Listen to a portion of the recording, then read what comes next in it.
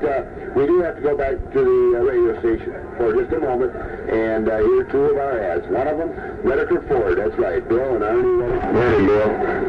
It was a good breakfast? It was a good breakfast, and almost looks like the sun's going to be out. You better get the golf clubs out. Yeah. Couple things that we've got to talk about. One of the weirdest schedules in the state of Michigan.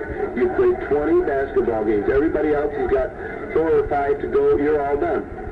Yeah, Bill, I don't know if we introduced ourselves. I'm Lee VanHaaften from Grand Haven's 9th grade, and yes, we are all done. We've played 20 games. We start at the same time as the varsity teams start, which is what, the 5th of December, and we've got ours in already. They've still got 3 more weeks.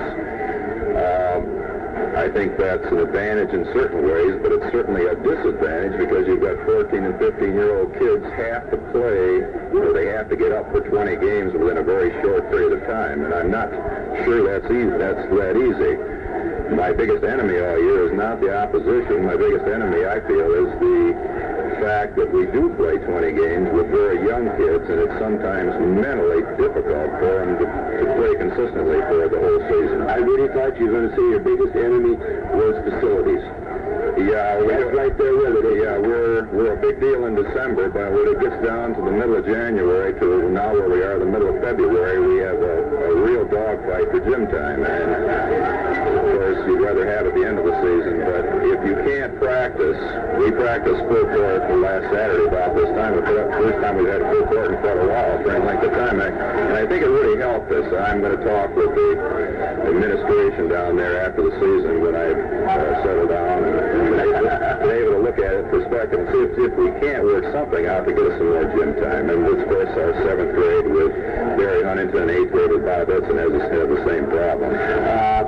Could you keep these kids for a week or 10 days yet and maybe bring them up and go against WGHN-JVs? We're scrimmaging the JVs next Monday, Bill. I don't see doing it beyond then because when you don't have a ball game, you really, there's nothing for them to really look forward to. I think these kids, Jack Holman was just here. Bill Holman. The father and said the kids last night after their last game were up at the Y for, what he said, 4 hours. So maybe they can do it on their own now. But for me to keep them, I really don't think it'd be wise because the season has been long and we've been 3 months together, and I think we've really possibly reached the point of diminishing returns as far as their improvement is concerned. One thing that has been commented that this potentially, we've really got to make that word emphatic, potentially could be one of the finest ball clubs to come down the pike. I've been here 13 years, Bill, and I thought maybe you'd ask me a question like that if I tried to compare them with somebody, and since the season is over, I certainly can do that. Our great ball clubs, at least in Grand Haven that I can remember, were last year's seniors, who were really a bunch of little kids. Brian Manson was the biggest at 6'2". And then the team I've got this year goes back to, Hosper and Dale Calisby, Dan Miller, Kurt Schaefer, and that crew, who were big as ninth graders. And this team is very big too. We're big, but we're not physical. And the games we did get beat, I think we got beat by people who are physically more mature than we are. We are going to improve physically, this group of kids. I don't think there's any question about that. Are they going to improve as basketball players? Yeah, and they're going to improve as basketball players because they're good kids. They're willing to work. They're good students. They keep their nose clean, and maybe the best compliment I can give them is they're fun to be around. Well, that's super. Boy, that really, for myself as a 10th grade teacher, knowing that these kids are coming up to high school, makes it interesting too. Yeah, maybe you better look out for the girls because I guess they have some trouble with some of the 9th grade girls down there. Maybe it's easy boys to be around some difficult girls. Let's talk about some of these boys, Lee. First up, the season. Just a quick review of the season. Yeah, as I said, Bill, I brought them along slow, feeling that our biggest enemy was the length of the season. And we started off slowly. We had a nice win over Kentwood over there in the Palace, which we got beat by Reese Pupper, who has probably the best in Abraham Hughes, 6'5", the best ninth grade player I've ever seen, and we got beat by the Heights. And then we went through an LMAC schedule where we just kind of blasted everybody, really. Of course, Muskegon has 3 schools, but we beat them all rather handily. We beat Traverse City handily, Mona Shores, Muskegon Catholic, and we probably peaked. I have a kid with 6 next to me on a bench, a kid I had in 6th grade, and he'd say, Coach, did we peak? Because I kept talking about we were not going to peak until the end of January. And he said, no, Bob, we haven't peaked. But I think we probably peaked maybe about the 2nd week of January. And then we went downhill a little bit, and we had our 2 tough games again to Mona Shores, to Reese Pulper and the Heights, and we got beat again. And then this last week, we came out of it and had 2 nice wins over Spring Lake and Muskegon Catholic. So I think we ended on a upbeat note.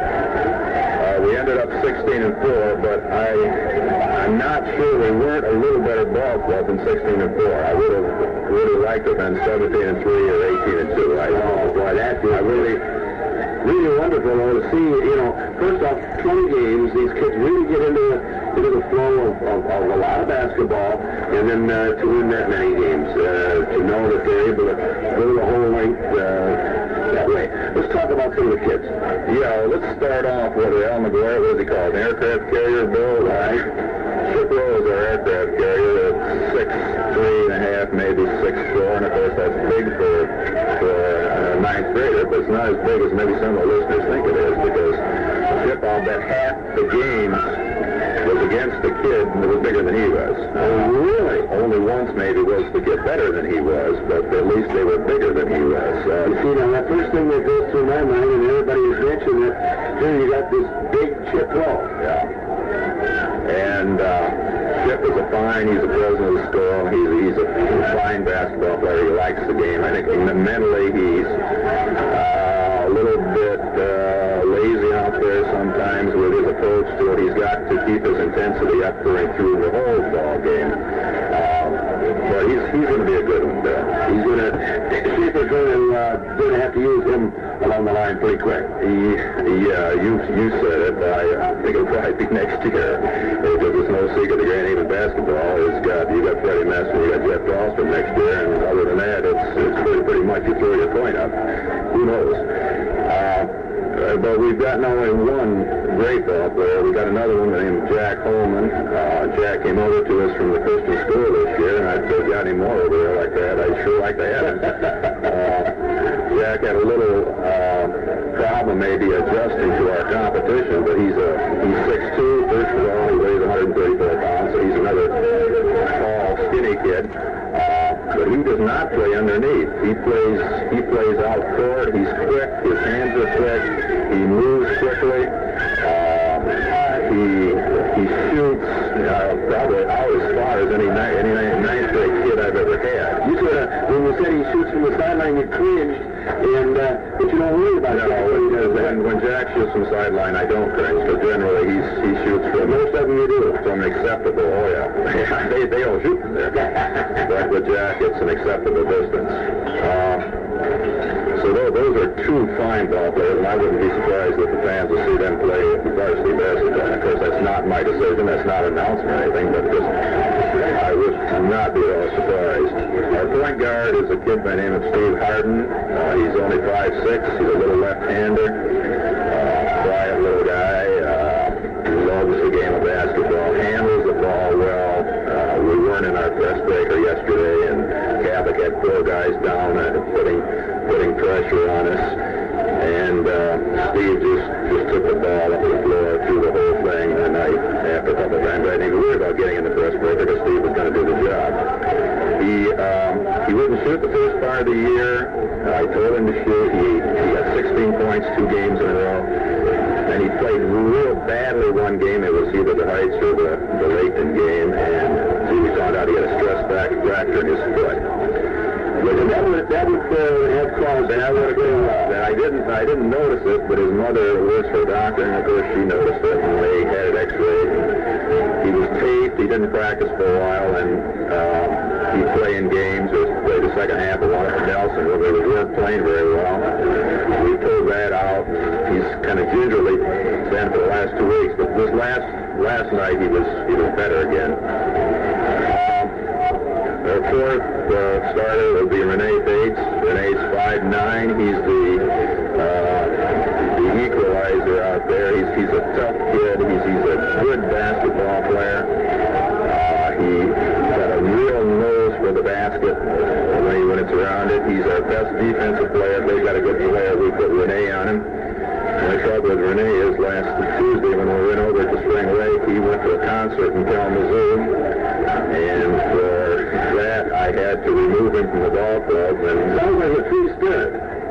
Well, I don't know if he's a free spirit. He just has to learn that if you're making a commitment to basketball. In 13 years, I've never had a kid that didn't show up to a basketball game except for illness. But hopefully you have, though.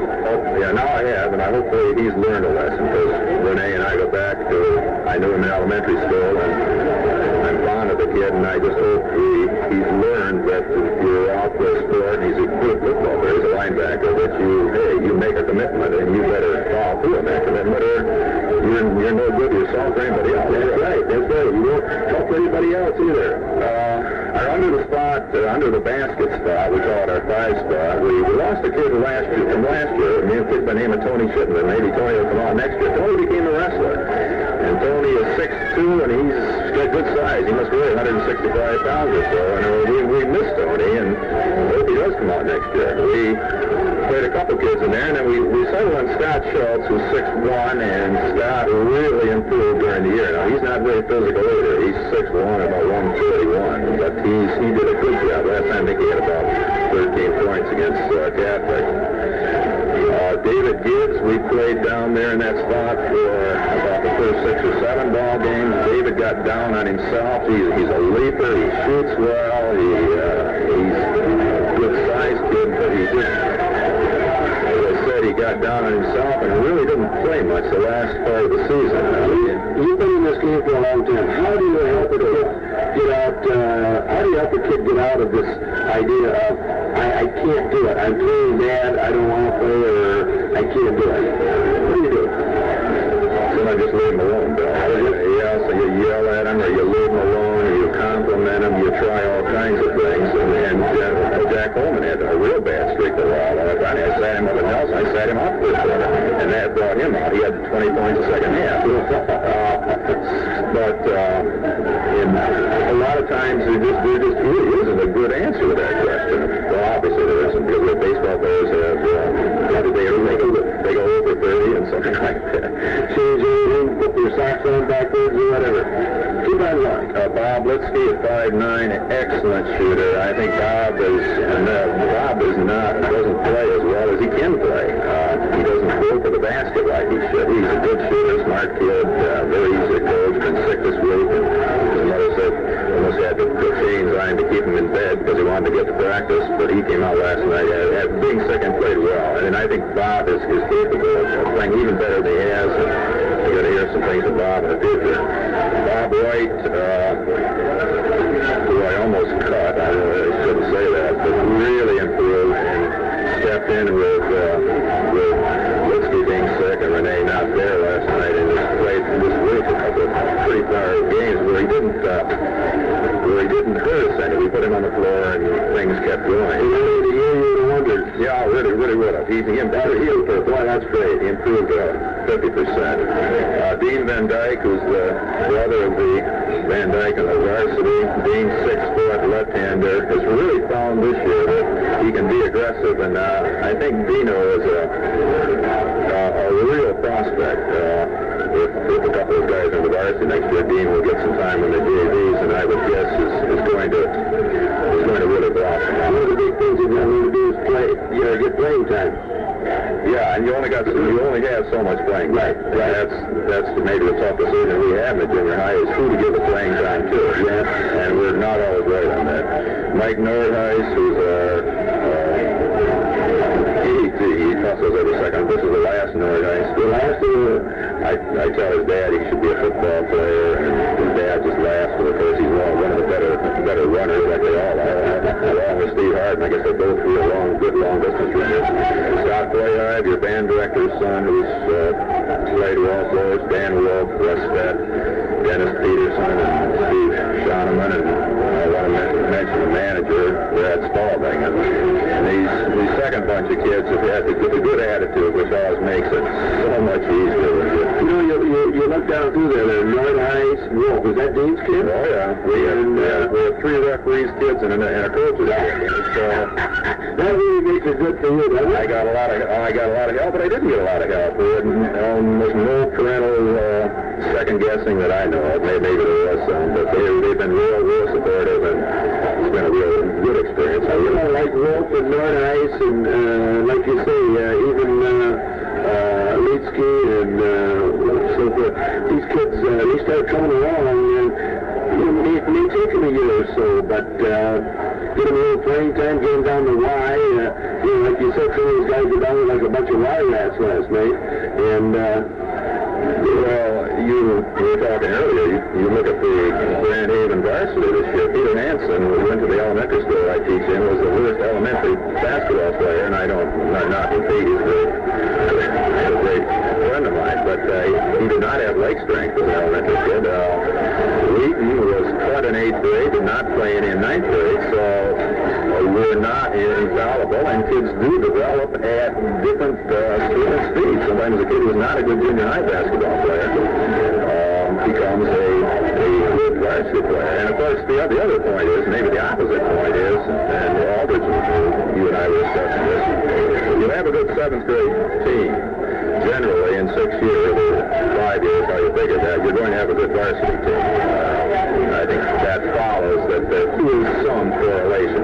Maybe the individuals will change in there, but if the kid's a good basketball player young, very often he stays a good basketball player, and your team remains strong.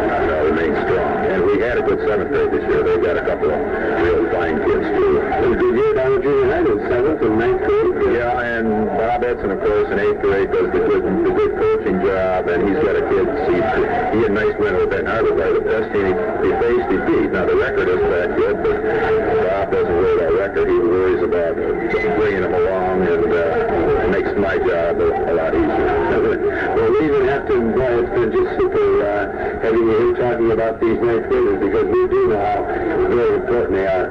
We're going to go back to the station right now for this ad on My 50 Acres, and we'll be right back.